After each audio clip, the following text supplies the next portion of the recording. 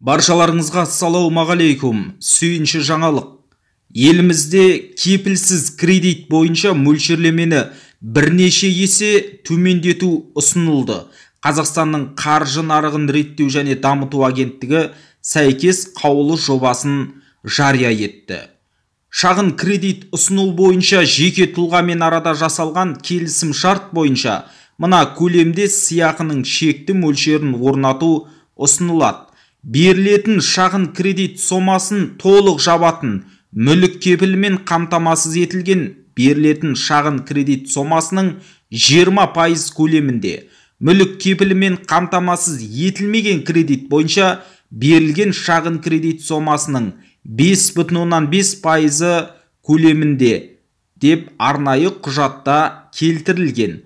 Қазіргі уақытта жеке тұлғамен жасалған шағын кредит ұсыну туралы келісім шарт және қамтамасыз етілмеген мүлік кепілі бойынша сыйақының шекті мәні берілген микрокредит көлемінің 25%-ын құрайды. Бұл өте үлкен пайыз. Ал енді егерде халыққа қолайлы 5,5% көлемінде берілетін болса, бұл кредит, яғни халықты осы уақытқа дейін сорып келген екінші деңгейлі банктерге үлкен ескерту болмақ.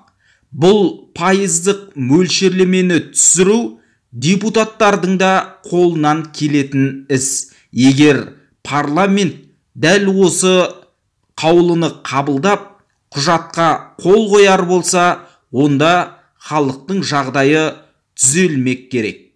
Сүйінші жаңалықты барша таныстарыңызбен бөлісіңіз. Арнаға жазылып қолдау білдіруді ұмытпаңыз ағайын.